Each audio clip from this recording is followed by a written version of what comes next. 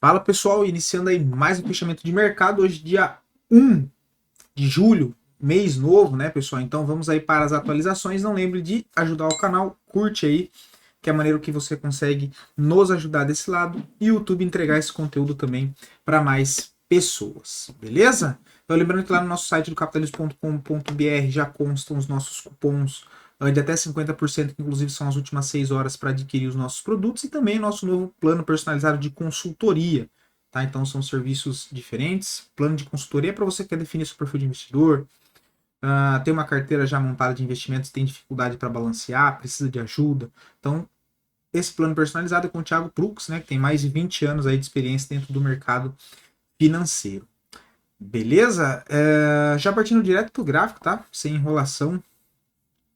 Para quem já vem acompanhando o fechamento do mercado aqui, né, pessoal? A gente já havia comentado na sexta-feira e ontem também, né, no vídeo do Panorama Semanal do Swing Trade, que é o vídeo onde eu comento sobre as ações de curto prazo, que o Ibovespa precisava fazer um fechamento acima da média móvel de 200 para gerar uma expectativa maior, que vim buscar essa zona aqui, que é a faixa entre os 127 a 128 mil pontos, que é tanto essa LTB que passa nessa região e nível de resistência anterior, tá? Então a gente já começa a ver aí uma possibilidade um pouco maior do Ibovespa fazer uma movimentação indo um pouco mais para cima, tá? Não seria nada fora do normal se ele voltasse a testar esse antigo ponto aqui de resistência como um suporte, que fica na faixa de 122.900, né? Poderia voltar aqui, consolidar um fundo para depois tentar lançar mais uma perna para cima. A gente já vê aí o Ibovespa tentando de fato ganhar um pouco mais de força no curto prazo para fazer uma correção um pouco mais para cima, beleza? Dando uma olhada no dólar, o dólar segue bem forte, tá, pessoal? Hoje mais uma alta de 1%, tá?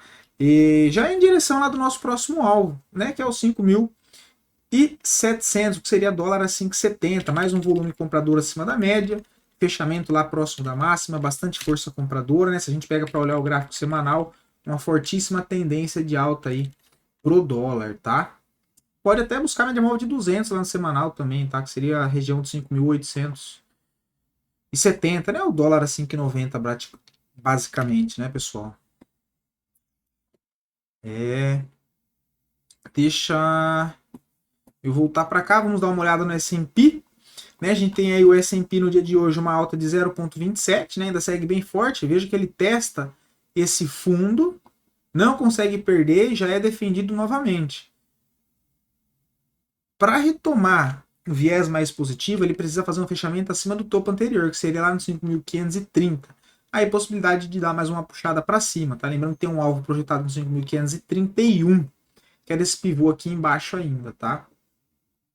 O Dow Jones 0,13 ainda está enroscado nessa região, né? Não consegue dar sequência no movimento. Para cima tem resistência lá nos 40 mil pontos e para baixo o suporte principal nos 38 mil pontos. Tá? O índice da Nasdaq também reagindo, né? Hoje uma alta aí de 0,83, não perdeu o seu fundo, então ainda segue expectativa maior de continuação de alta. O topo nos 18 mil pontos.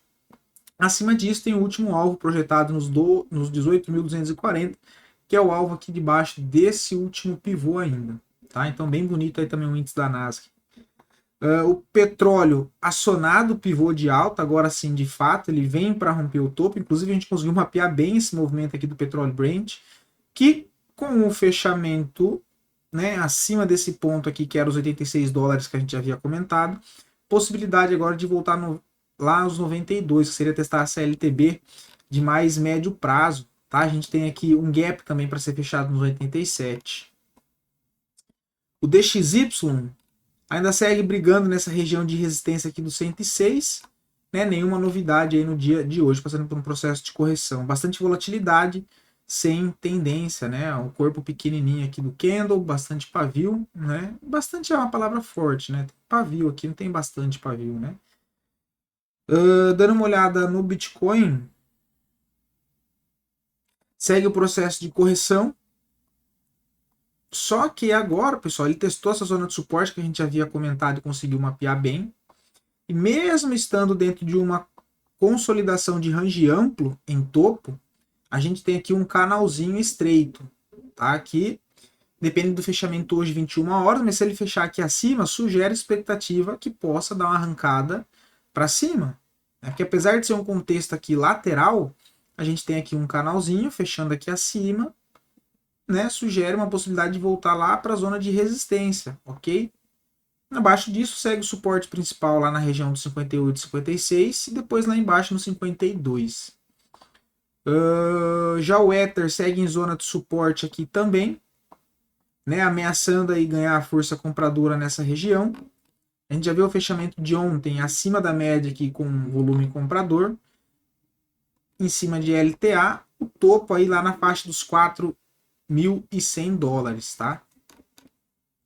Por enquanto, processo de correção.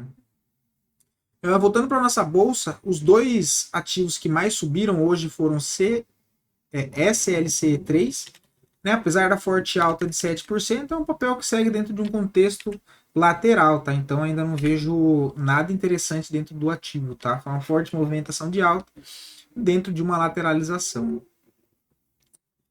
O segundo papel que mais subiu, Semin 3. Pessoal, lembrando que se você quiser ver a análise do seu ativo, né, de uma ação que você gostaria de estar vendo aqui a análise, deixa aqui nos comentários que eu trago a análise para o dia seguinte, no caso amanhã, aí, dia 2, beleza?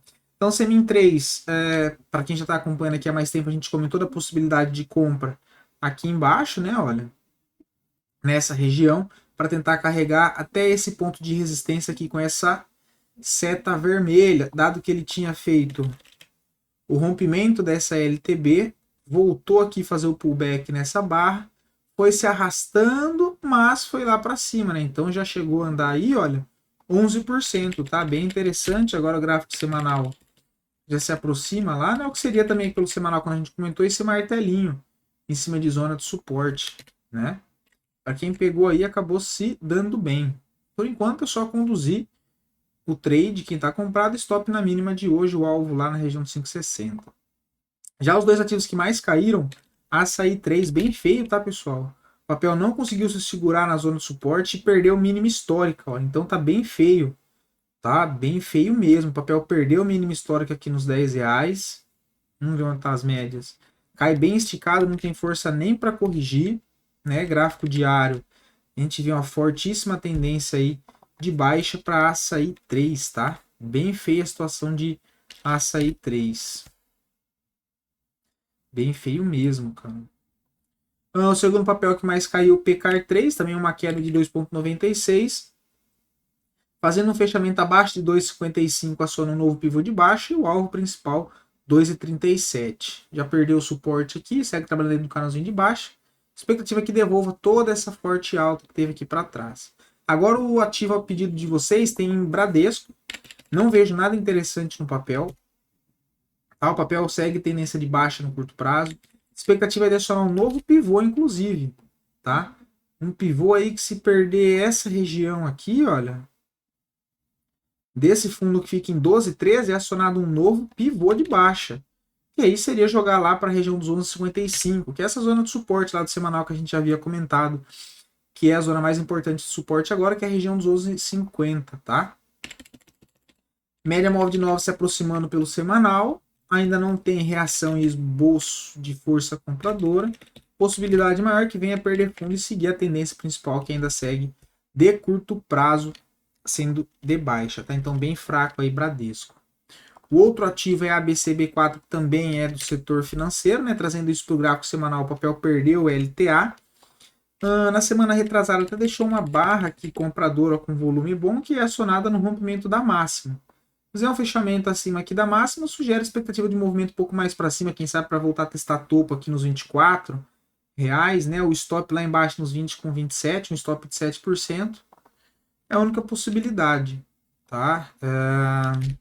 Trazendo isso para o gráfico diário, seria mais ou menos um pivô, né? Fez essa movimentação de alta, passou por um processo de correção e agora se volta para romper topo e fechar acima dos 21,80, confirma um pivô de alta e tem todo esse espaço aqui para cima para trabalhar, tá?